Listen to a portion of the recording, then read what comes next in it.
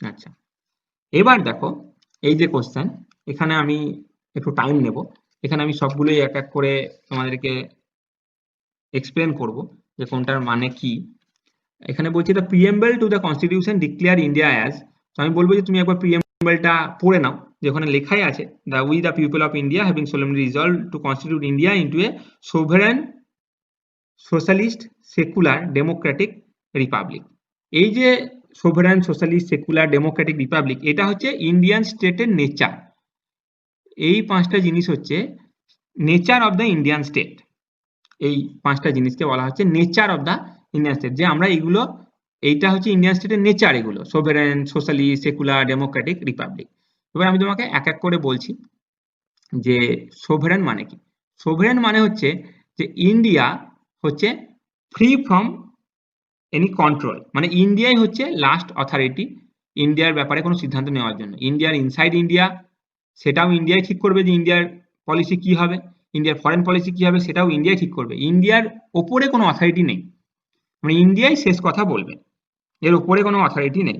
মানে এর যা যা অ্যাফেয়ার্স সেগুলো আমরা নিজেরাই, ইন্ডিয়া নিজেরাই কন্ট্রোল করবে, এর উপরে কোনো অথরিটি নেই। মানে আমরা হচ্ছি সোভারেন কান্ট্রি। আমরা সোভারেন কবে হলাম? আমরা সোভারেন হলাম 26 জানুয়ারি 1950, যেদিন আমরা কনস্টিটিউশনটাকে এনঅ্যাক্ট করলাম, সেই দিন আমরা সোভারেন হলাম। তার মানে তারপর থেকে আজ অবধি আমরা হচ্ছি সোভারেন। তার মানে হচ্ছে আমরা সমস্ত ব্যাপারে, ইন্ডিয়ার সমস্ত ব্যাপারে আমরা নিজেদের সিদ্ধান্ত নিজেরাই নিই, কোনো এক্সটার্নাল কোনো ফোর্স আমাদেরকে কন্ট্রোল করে না। এটার মানে হচ্ছে সোভারেন। এবার চলে এসো সোশ্যালিস্ট। এই যে সোশ্যালিস্ট কথাটা আছে, বলে রাখি এই সোশ্যালিস্ট কথাটা প্রথমে ইন্ডিয়ান কনস্টিটিউশনে ছিল না, বা প্রিএমবেলে ছিল না বলতে পারো, প্রিএমবেলে অ্যাড করা হয় 42nd অ্যামেন্ডমেন্ট দ্বারা 1976-এ। ইন্দিরা গান্ধী গভর্নমেন্ট এটা অ্যাড করেন সোশ্যালিস্ট কথাটা। এবার এই যে সোশ্যালিজম, আমরা কিসে বিশ্বাস করি? আমরা হচ্ছি ইন্ডিয়ান কনস্টিটিউশন ডেমোক্রেটিক সোশ্যালিজমে বিশ্বাস করি। আর কি ধরনের সোশ্যালিজম হয়? কমিউনিজম, কমিউনালিস্টিক, কমিউনিস্টিক সোশ্যালিজম হয়। তো আমরা ডেমোক্রেটিক সোশ্যালিজমে বিশ্বাস করি। ডেমোক্রেটিক সোশ্যালিজমে বিশ্বাস করি মানে আমরা মিক্সড ইকোনমিতে বিশ্বাস করি। তার মানে আমাদের প্রাইভেট সেক্টরও থাকবে প্লাস পাবলিক সেক্টরও থাকবে। এরকম নয় যে আমাদের প্রাইভেট সেক্টর থাকবেই না, পুরোপুরি পাবলিক সেক্টর হয়ে যাবে। সেটা হচ্ছে তোমার কমিউনিস্টিক সোশ্যালিজম বলতে পারো। তো সেটাতে আমরা বিশ্বাস করি না, আমরা ডেমোক্রেটিক সোশ্যালিজমে বিশ্বাস করি। এবার সুপ্রিম কোর্ট খুব ভালো বলেছিল যে ডেমোক্রেটিক সোশ্যালিজমের সংজ্ঞা দিতে গিয়ে বলেছিল আমাদের উদ্দেশ্য হচ্ছে যে to end poverty, to end ignorance, to end disease and inequality of opportunity. এটা হচ্ছে ডেমোক্রেটিক সোশ্যালিজমের মানে। তাহলে আমরা কি ধরনের সোশ্যালিজম? আমরা হচ্ছে ডেমোক্রেটিক সোশ্যালিজম। বা এটা বলতে পারো যে আমরা হচ্ছি mix of Marxism plus Gandhism, কিন্তু আমাদেরটা টিল্টেড টুয়ার্ডস গান্ধিয়ান সোশ্যালিজম। তার মানে আমরা mixture of Gandhian socialism plus Marxism, কিন্তু আমরা টিল্টেড টুয়ার্ডস গান্ধিয়ান সোশ্যালিজম। যেরকম তুমি ইন্ডিয়ান কনস্টিটিউশনে বলতে পারো যে আমরা ইউনিটারি ফিচারও আছে, ফেডারেল ফিচারও আছে, কিন্তু আমাদের ইউনিটারি বায়াস আছে। সেরকম এখানে যে আমাদের কিছু কিছু কিছু ক্ষেত্রে, যেমন রেলওয়ে ধরো, হ্যাঁ, এখন যদিও কিছুটা হলেও প্রাইভেটাইজেশন হচ্ছে, তাও বলতে পারো ওভারঅল এটা মোনোপলি ইন্ডিয়ান গভর্নমেন্ট, আর কেউ কোনো প্রাইভেট সেক্টর এখানে জেনারেলি এন্টার করতে পারে না। যদিও এখন কিছু কিছু ক্ষেত্রে প্রাইভেটাইজেশন হচ্ছে, বাট স্টিল তার মানে মোনোপলি আমরা করি। কিন্তু এরকম না যে মোনোপলি আমাদের একমাত্র উদ্দেশ্য, গভর্নমেন্টের হাতেই সব চলে আসবে, প্রাইভেট সেক্টরও আমাদের থাকবে। তার মানে আমরা কিছুটা মার্কসিজম কিছুটা গান্ধীজম দুটোর মিক্সচার, কিন্তু আমাদের বেশিরভাগটা আমরা টিল্টেড টুয়ার্ডস গান্ধিয়ান সোশ্যালিজম। ঠিক আছে, এখানে আশা করি ব্যাপারটা বোঝা গেছে। এবার হচ্ছে চলে আসি সেকুলার। এই যে সেকুলার কথাটা মানে হচ্ছে ধর্ম নিরপেক্ষ। আমরা ধর্ম নিরপেক্ষ, ধর্মহীন নয়, কিন্তু ধর্ম নিরপেক্ষ। সকল ধর্মকে আমরা সমান চোখে দেখব, হ্যাঁ, সেম স্ট্যাটাস দেব আর সেম সাপোর্ট দেব স্টেটের পক্ষ থেকে। ঠিক আছে, এবার এই যে সেকুলার কথাটাও কিন্তু ইন্ডিয়ান প্রিএমবেলে প্রথমে ছিল না। 42nd অ্যামেন্ডমেন্ট 1976 ইন্দিরা গান্ধীর গভর্নমেন্ট এই কথাটাকে অ্যাড করেছে। ঠিক আছে, এইবার তাহলে তুমি বলবে তাহলে কি আমরা কি আগে সেকুলার ছিলাম না? আমরা সেকুলার কথাটা অ্যাড করার আগেও আমাদের সেকুলার থাকার জন্য যে যে প্রভিশন থাকা দরকার সেগুলো আমাদের ছিল। আর্টিকেল 25 থেকে 28 এগুলো সেকুলার, আমরা যে সেকুলার স্টেট তারই প্রমাণ। ঠিক আছে, তাও এটা কথাটা অ্যাড করা হয়েছিল 42nd অ্যামেন্ডমেন্ট 1976। তো আমরা ইন্ডিয়ান কনস্টিটিউশন, সেটা হচ্ছে আমরা পজিটিভ কনসেপ্ট, আমাদের ইন্ডিয়ান কনটেক্সটে আমরা এটাকে বলি যে positive concept of secularism follow করি। তো পজিটিভ কনসেপ্ট মানে কি, আমরা সকলকে সেম স্ট্যাটাস আর সেম সাপোর্ট দেবো স্টেটের পক্ষ থেকে। কোনো একজনকে বিশেষ, কোনো একটা বিশেষ সম্প্রদায়কে, রিলিজিয়াস কমিউনিটিকে বিশেষ অপরচুনিটি দেবো আর একজনকে দেবো না, এরকম না। আমরা সবাইকেই সমান স্ট্যাটাস দেবো, সবাইকেই সমান সাপোর্ট দেবো স্টেটের পক্ষ থেকে। কোনো একটা বিশেষ সম্প্রদায়ের প্রতি আমরা বিশেষ আলাদা করে ট্রিটমেন্ট করবো না, সবাইকে সমানভাবে ট্রিট করবো। এটা হচ্ছে আমরা ধর্ম নিরপেক্ষ, আমরা পজিটিভ কনসেপ্ট, যে সবাইকে আমরা সমানভাবে সাপোর্ট করবো। কিন্তু ওয়েস্টার্ন কনসেপ্ট হচ্ছে নেগেটিভ, যে complete divorce between the state and religion, সেটা আমরা ফলো করি না, সেটা ইন্ডিয়ান কনটেক্সটে হয়তো সম্ভব নয়। ঠিক আছে, তো এটা গেল সেকুলার। এবার আসা যাক ডেমোক্রেটিক কথাটার মধ্যে, তেমন হচ্ছে গণতন্ত্র। এবার এখানে দুটো গ্রিক ওয়ার্ড ছিল তোমাদের, দুটো গ্রিক ওয়ার্ড যেটা ছিল সেটা হচ্ছে ডেমস আর ক্রাটিয়া। তো এই দুটোই হচ্ছে গ্রিক ওয়ার্ড।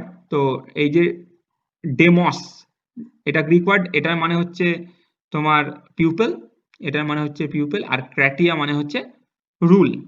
এই দুটো হচ্ছে গ্রিক ওয়ার্ড। ক্রাটিয়া মানে হচ্ছে রুল, তার মানে হচ্ছে পিউপলস রুল, তার মানে গণতন্ত্র মানে হচ্ছে মানুষই শেষ কথা।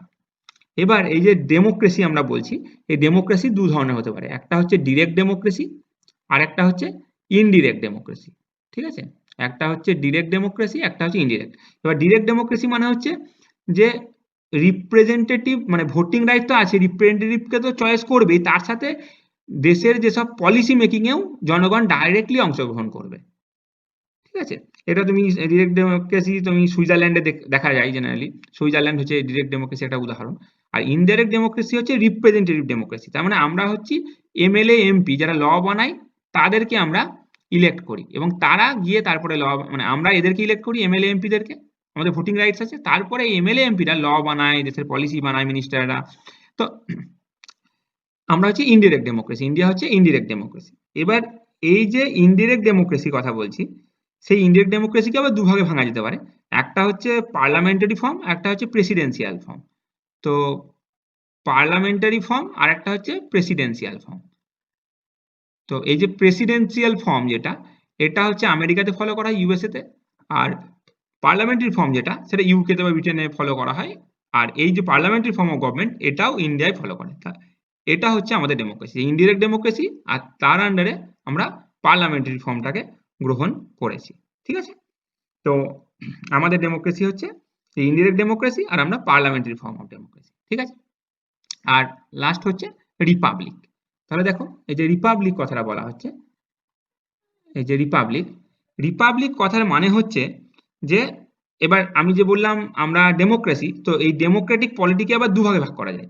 ডেমোক্রেটিক পলিটিকে, ডেমোক্রেটিক পলিটিকে দুভাগে ভাগ করা যায়, একটা হচ্ছে তোমার মোনার্কি, একটা হচ্ছে মোনার্কি, আর একটা হচ্ছে তোমার রিপাবলিক। ঠিক আছে, মোনার্কি মানে হচ্ছে যে হেড অফ দ্য স্টেট হবে, সেটা হচ্ছে হেরিডিটারি পজিশন, মানে ডাইনাস্টি বেস, মানে রাজার ছেলে রাজা হবে, এরকম ব্যাপার। কিন্তু আমরা হচ্ছি রিপাবলিক, আমরা রিপাবলিক মানে আমাদের হেড অফ দ্য স্টেট হচ্ছে ইলেক্টেড, আমাদের হেড অফ দ্য স্টেট যিনি, তিনি হবেন ইলেক্টেড। ঠিক আছে, আমরা হচ্ছি রিপাবলিক, আমরা ডাইনাস্টি বেসড নই।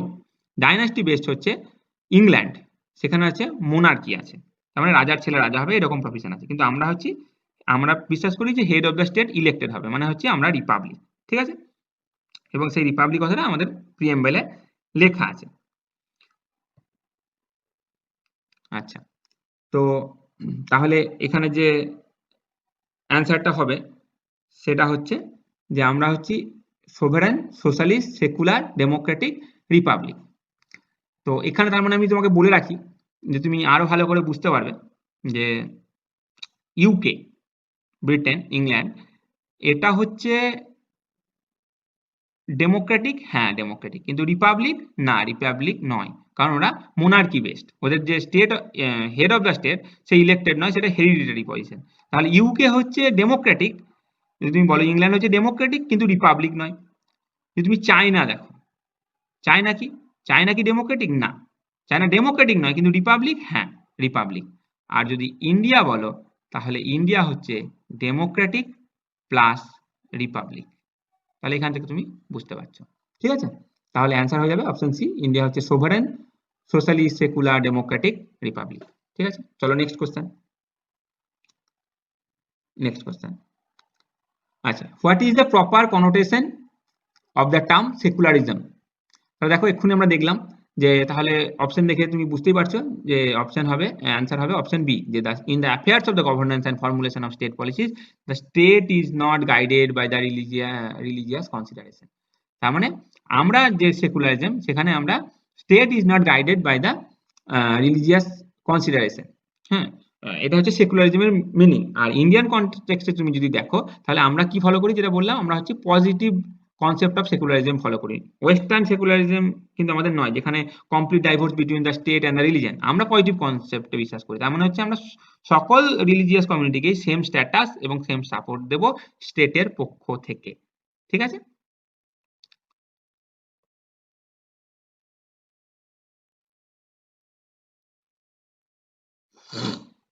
আচ্ছা, এখানে দেখো কোশ্চেন বলছে what does the term sovereign imply. Sovereign মানে এক্ষুনি বললাম যে আমরা free from any external control. আমরা আমাদের ইন্টারনাল পলিসি কি, এক্সটার্নাল পলিসি কি হবে, সব আমরাই ঠিক করবো। মানে আমরা বাইরের কোনো এক্সটার্নাল বডির থেকে, বডির আন্ডারে পড়ছি না। আমরা আমাদের কোনো ডিসিশন নিতে গেলে কোনো বাইরের কোনো কান্ট্রি, বাইরের কোনো বডি, বাইরের কোনো ব্যক্তির জন্য নির্ভরশীল হয়ে থাকতে হবে না। আমরা ইন্ডিয়ান গভর্নমেন্ট, ইন্ডিয়ার যা যা পলিসি সেইগুলো নেওয়ার জন্য, ইন্ডিয়ার যা যা অ্যাফেয়ার্স সেগুলো সম্পন্ন করার জন্য ইন্ডিয়াই হবে লাস্ট অথরিটি। ঠিক আছে? তো আমরা সভারেন হলাম কবে? আমরা সভারেন হলাম 26th of January 1950, যেদিন আমরা কনস্টিটিউশনকে এনঅ্যাক্ট করলাম। ঠিক আছে? যেদিন আমাদের কনস্টিটিউশন কেম ইনটু ফোর্স হলো। তাহলে আমরা এই যে 15th August 1947 এই ডেটে আমরা যে পলিটিক্যাল ইন্ডিপেন্ডেন্স পেলাম, তাহলে এই ডেট থেকে আমাদের যে কনস্টিটিউশন এনঅ্যাক্ট হলো, এই ডেট তার আগে পর্যন্ত, মানে ইন বিটুইন পিরিয়ডে আমরা কি ছিলাম? আমরা ছিলাম ডোমিনিয়ন। এবার ডোমিনিয়ন মানে কি? ডোমিনিয়ন মানে হচ্ছে আমরা পলিটিক্যাল আর লিগাল ইন্ডিপেন্ডেন্স তো পেয়ে গেছি, কিন্তু হেড অফ দ্য স্টেট এখনো কিং, ব্রিটেনের কিং বা কুইন। তো সেটা হচ্ছে ডোমিনিয়ন। তারপর থেকে 26 জানুয়ারি 1950 থেকে আমরা সোভারেন হলাম, আমরা রিপাবলিক হলাম। আমাদের হেড হচ্ছে ইলেক্টেড, আর আমরা হচ্ছে কারোর কন্ট্রোলে আর নেই। আমরা নিজেরা স্বাধীন পুরোপুরিভাবে, সমস্ত ডিসিশন নেওয়ার দিক থেকেও। আর এই যে 15th August 1947 এর আগে আমরা কি ছিলাম? আমরা ছিলাম ব্রিটেনের কলোনি ছিলাম। আমরা ছিলাম কলোনি। মানে একটা স্ট্রং স্টেট একটা উইক স্টেটকে কন্ট্রোল করছিল, আমরা কলোনি ছিলাম। আর ইন বিটুইন পিরিয়ডে ডোমিনিয়ন ছিলাম। আর এই ডেটটার পর থেকে, বা এই ডেটটা থেকে, যবে থেকে constitution commencement of the constitution হলো, তবে থেকে আমরা সোভারেন হলাম, তবে থেকে আমরা রিপাবলিক হলাম। ঠিক আছে? তাহলে এখানে বুঝতে পারছো সোভারেন মানে হচ্ছে ফ্রি ফ্রম এক্সটার্নাল কন্ট্রোল। আচ্ছা, এখানে দেখো অপশন ডি তে আছে free from control by any international body. এটা ঠিক, কিন্তু এটা পার্সিয়ালি ঠিক। মানে আমরা ইন্টারন্যাশনাল বডি কেন, শুধু শুধু ইন্টারন্যাশনাল বডি নয়, ইন্টারন্যাশনাল বডি, কোনো কান্ট্রি, কোনো ব্যক্তি, যে কারোর কন্ট্রোলের মধ্যেই আমরা পড়ছি না। তো সেই জন্য এটা অপশন ডি তে অ্যান্সার হবে না। যে কোনো এক্সটার্নাল কন্ট্রোল থেকেই আমরা মুক্ত, তার মানে আমরা free from any external control. এটা হবে রাইট অ্যান্সার, সোভরেনের মিনিং। ঠিক আছে? আচ্ছা, চলো এবার নেক্সট কোশ্চেনে যাই। নেক্সট কোশ্চেন হচ্ছে the constitution of which of the following countries conventions play a prominent role।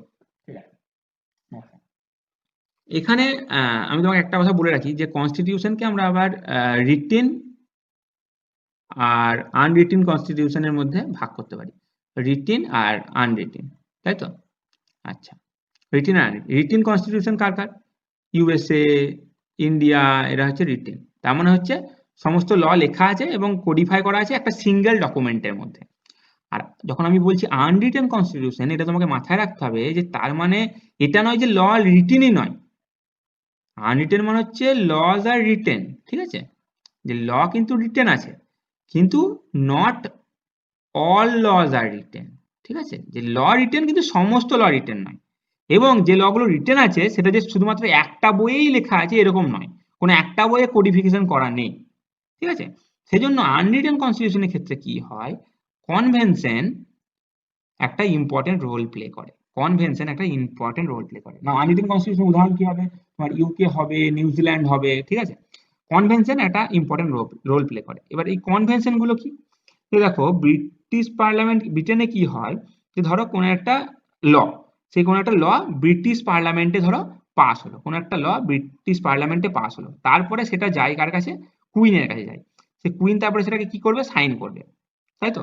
Law British পার্লামেন্টে পাস হওয়ার পর কুইনের কাছে যাবে এবং তারপরে কুইন সাইন করবে। এই ব্যাপারটা কি কোথাও ইউকে কনস্টিটিউশনে লেখা আছে? লেখা নেই। তো এটা হচ্ছে কনভেনশন, যেটা বছরের পর বছর ধরে হয়ে আসছে। তো এটা একটা পার্ট অফ দ্য কনভেনশন হয়ে গেছে, যেটা লেখা নেই, কিন্তু ল পাস করার পরে কুইনের কাছে যাবে, কুইন সাইন করবে। এটা কোথাও লেখা নেই, কিন্তু এটা বছরের পর বছর হয়ে হয়ে হয়ে কি হয়, এটা এই কনভেনশনটাকে আবার ভাঙে না। তো এটা একটা কনভেনশন হয়ে গেছে। তো এইগুলো হচ্ছে কনভেনশন, যে লেখা নেই ডিরেক্টলি কোথাও, কিন্তু এটা ওরা ফলো করে, বছরের পর বছর ধরে এটা ওরা ফলো করে আসছে। তো এটা হচ্ছে তোমার কনভেনশন, এটাকে কনভেনশন বলা হচ্ছে। ঠিক আছে, তাহলে বুঝতে পারছো, the constitution of which of the following countries conventions play an important role. Unwritten কনস্টিটিউশনের ক্ষেত্রে আমরা জেনারেলি কনভেনশনকে রোল প্লে করতে দেখা যায়, প্রমিনেন্ট রোল। তো এটা হয়ে যাবে তোমার ব্রিটিশ কনস্টিটিউশন। ঠিক আছে, চলো। আচ্ছা, এবার দেখো ইন্ডিয়াস পলিটিক্যাল সিস্টেম ইজ, দেখো এটা আমরা একটু আগে আলোচনা করলাম যে আমাদের প্রিএমবেলে পুরোপুরি মেনশন করা আছে যে আমরা হচ্ছি ডেমোক্রেটিক, কিন্তু আমরা কি বললাম যে আমরা ইনডিরেক্ট ডেমোক্রেসি, আর আমাদের কি ধরনের ডেমোক্রেসি, আমরা হচ্ছি পার্লামেন্টারি ফর্ম অফ ডেমোক্রেসি, তাই তো? আমরা হচ্ছি পার্লামেন্টারি ফর্ম অফ ডেমোক্রেসিতে বিশ্বাস করি। এবার আমরা যে পার্লামেন্টারি ফর্মে বিশ্বাস করি, সেটা তোমাকে আগেই বললাম যে ডেমোক্রেসি দু ধরনের হয়, ডিরেক্ট আর ইনডিরেক্ট ডেমোক্রেসি। আমরা ইনডিরেক্ট ডেমোক্রেসি, এটা দুটো পার্ট হয়, একটা প্রেসিডেন্সিয়াল আর একটা পার্লামেন্টারি ফর্ম। আমরা পার্লামেন্টারি ফর্মে বিশ্বাস করি। তাহলে ইন্ডিয়ার পলিটিক্যাল সিস্টেম হচ্ছে কি, না তো ডেমোক্রেটিক। ঠিক আছে, চলো নেক্সট কোশ্চেন। আচ্ছা, এবার এই কোশ্চেন আসা যাক, the system of Indian democracy is, যে দেখো ইন্ডিয়াতে কি বাই পার্টি, যদি ন্যাশনাল পার্টির কথা বলো, তাহলে যদি এমনি তুমি নর্মালি ভাবো যে ইন্ডিয়ান ন্যাশনাল কংগ্রেস, ভারতীয় জনতা পার্টি, কিন্তু এই দুটো পার্টি বাদ দিয়েও তো সমস্ত ইলেকশনে তুমি আর যে যে পার্টি বলো, All India Trinamool Congress, left parties গুলো CPI, CPM, Bahujan Samajwadi Party, Samajwadi Party, AIADMK, DMK, তো আমাদের কিন্তু তুমি দেখেই বুঝতে পারছো আরো বহু রিজিনাল পার্টি প্রচুর আছে। তার মানে আমরা হচ্ছি মাল্টি পার্টি, তাই তো? আর এতক্ষণ ধরে তোমাকে বারবার বললাম যে আমাদের ডেমোক্রেসি ফর্ম হচ্ছে আমরা পার্লামেন্টারি ডেমোক্রেসিতে বিশ্বাস করি। এবার এই যে পার্লামেন্টারি ডেমোক্রেসি, এর কিছু কিছু ফিচার আছে। সেই পার্লামেন্টারি ডেমোক্রেসির কিছু কিছু ফিচার হচ্ছে, যেমন ধরো দুটো হেড থাকবে, একটা হচ্ছে তোমার নমিনাল হেড থাকবে, একটা নমিনাল হেড, একটা রিয়াল হেড। তো রিয়াল হেড কে থাকবে বুঝতে পারছো, প্রাইম মিনিস্টার। এটা হচ্ছে কে, এটা হচ্ছে প্রেসিডেন্ট, নমিনাল হেড। ঠিক আছে, মেজরিটি পার্টি রুল থাকবে, মেজরিটি পার্টি রুল থাকবে। সেই জন্য দেখবি দেখবে আমরা যখন লোকসভা ভোট হয়, তো পলিটিক্যাল পার্টিরা স্লোগান দেয় যে 272+। ঠিক আছে, মেজরিটি পার্টি যার আসবে, মেজরিটি যার হবে, সরকার তার হবে। তারপর হচ্ছে collective responsibility of the executive to the legislature, এটা আরেকটা ফিচার পার্লামেন্টারি গভর্নমেন্টের। ঠিক আছে, leadership of the prime minister or the chief minister. লোকসভার ক্ষেত্রে প্রাইম মিনিস্টার, স্টেট লেজিসলেটিভ অ্যাসেম্বলির ক্ষেত্রে চিফ মিনিস্টার। আর dissolution of the lower house, এটাও একটা খুব ইম্পর্টেন্ট জিনিস, যে ডিজলিউশন অফ লোয়ার হাউস। দেখো রাজ্যসভা হচ্ছে পার্মানেন্ট হাউস, ওটা ডিজলিউশন করা যায় না, ওটা পার্মানেন্ট হাউস। কিন্তু এই যে লোকসভা, এটা কিন্তু ডিজলিউশন করা যায়। তো এই ডিজলিউশন অফ লোকসভা, এটা কিন্তু একটা পার্লামেন্টারি ফর্ম অফ ডেমোক্রেসি ও ডেমোক্রেসির একটা ইম্পর্টেন্ট ফিচার। তার কারণ হচ্ছে দেখো, যদি সেটা না হয় তাহলে একটা পার্টি আজকে জিতবে, সে মেজরিটি নিয়ে সরকারে চলে এলো, আর যদি লোকসভা ডিজলভ না হয় তাহলে সে সারা জীবনই থেকে গেল। সেই জন্য এই যে ডিজলিউশন অফ লোকসভা, এটা একটা পার্লামেন্টারি ডেমোক্রেসির ক্ষেত্রে এটা একটা ইম্পর্টেন্ট ফিচার। ঠিক আছে, আচ্ছা, তো আর একটা কথাও বলে রাখা যেতে পারে, যে এই যে ইন্ডিয়া যে ব্রিটেন থেকে এটা বড় করেছে parliamentary form of democracy, parliamentary form of government, তো এটা কিন্তু ব্রিটেনের সাথে পুরোপুরি ইন্ডিয়ার কিন্তু সিমিলারিটি নেই। মানে ইন্ডিয়া কিন্তু, ইন্ডিয়ার যে সমস্ত ফিচার সেগুলো, সেগুলো পুরোপুরি কিন্তু ব্রিটেনের সঙ্গে একই নয়। যেমন হচ্ছে ব্রিটেনে, ইন্ডিয়ার ক্ষেত্রে কিন্তু পার্লামেন্ট যা ল পাস করতে পারে, কিন্তু সেটা যদি কনস্টিটিউশনের প্রভিশনকে ভায়োলেট করে যায়, সেক্ষেত্রে কিন্তু জুডিশিয়ারি সেটাকে স্ট্রাক ডাউন করে দেবে। তার মানে ইন্ডিয়ার ক্ষেত্রে কিন্তু জুডিশিয়াল রিভিউ এর যে কনসেপ্ট, সেটা কিন্তু আছে। ঠিক আছে, সেটা কিন্তু আছে, যে লেজিসলেচার আর জুডিশিয়ারির মধ্যে সবসময় একটা টাসেল লেগেই থাকে, তুমি দেখবে। তো এটা হচ্ছে ব্যাপার। আর একটা যে ডিফারেন্স যেটা আছে, সেটা হচ্ছে তুমি দেখো, যে যে ডেমোক্রেসির যে ডিফারেন্স যেটা বললাম, যে ব্রিটেন যেটা সেটা হচ্ছে মোনার্কি বেসড, আর আমরা হচ্ছে রিপাবলিক। তার মানে ওরা হচ্ছে ডাইনাস্টি বেসড, রাজার ছেলের স্টেট অফ দ্য হেড হবে, আর আমাদের হচ্ছে ইলেকশনের মাধ্যমে ইলেক্টেড হবে। হুম। তো এইটা কিছুটা ডিফারেন্সও আছে, বাট যদি এই প্রশ্নটার অ্যান্সার হয় তাহলে হচ্ছে আমরা the system of Indian democracy multi party, parliamentary nature. আর একটা কথা মনে রাখবে, আমাদের হচ্ছে ইনডিরেক্ট ডেমোক্রেসি। ইনডিরেক্ট ডেমোক্রেসি দুটো ভাগ, তার মধ্যে আমরা ফলো করি হচ্ছে পার্লামেন্টারি ফর্ম অফ ডেমোক্রেসি। ঠিক আছে? তো এতদূর পর্যন্তই আজকের ভিডিওতে। তো ভিডিওটা দেখার জন্য থ্যাংক ইউ।